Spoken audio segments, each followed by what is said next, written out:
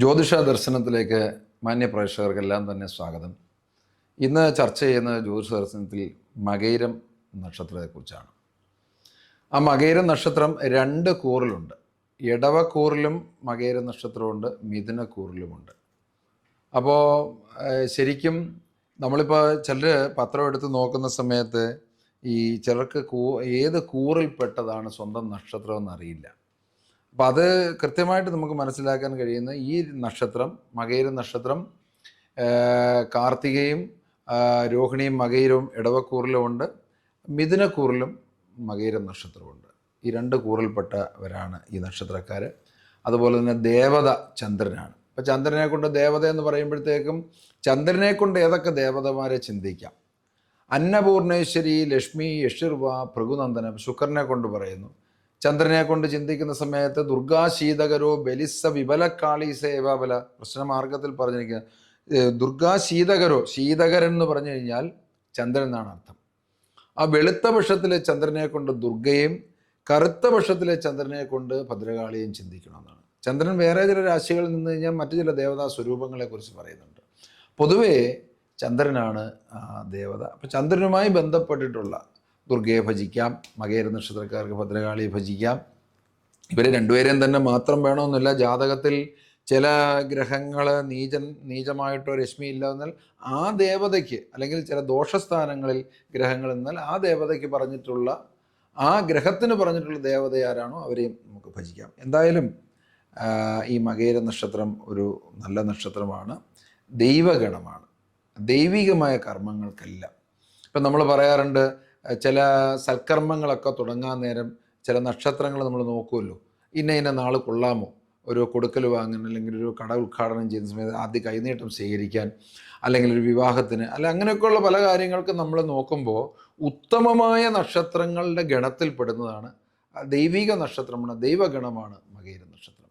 മകയിര നക്ഷത്രക്കാരിൽ പൊതുവേ സ്ത്രീകളും പുരുഷന്മാരും വളരെ സുന്ദരന്മാരായിരിക്കും. നമ്മൾ കണ്ടിട്ടില്ലേ, ചില ആളുകൾക്ക് അവർ സംസാരിക്കുമ്പോഴായിരിക്കും അവർക്ക് ആകർഷണീയത.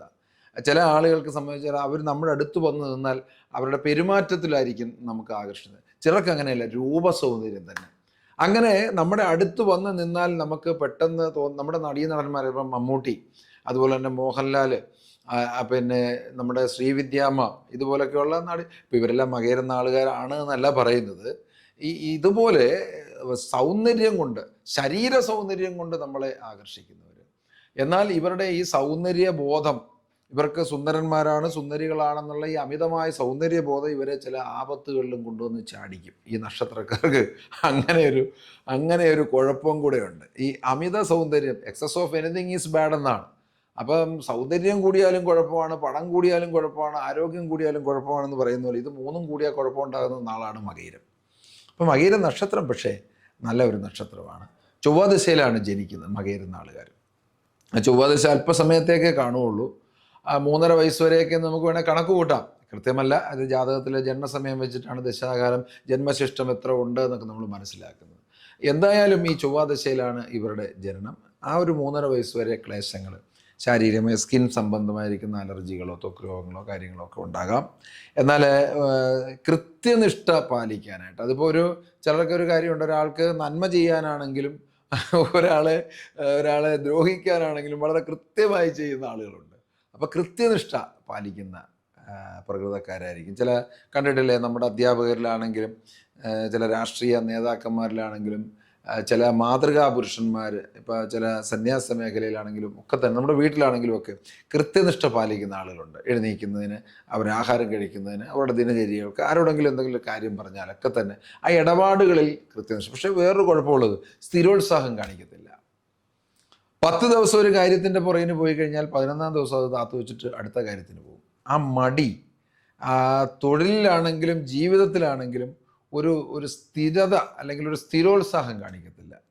അത് ഇവരുടെ പുരോഗതി, അടിസ്ഥാനപരമായ ഈ നക്ഷത്രക്കാരുടെ പുരോഗതിക്ക് വിഘ്നം വരുന്ന ഒരു കാര്യമാണ്. സ്ഥിരോത്സാഹം കാണിക്കത്തില്ല. അതുപോലെ തന്നെ സ്വാർത്ഥത ഭയങ്കരമായിരിക്കും.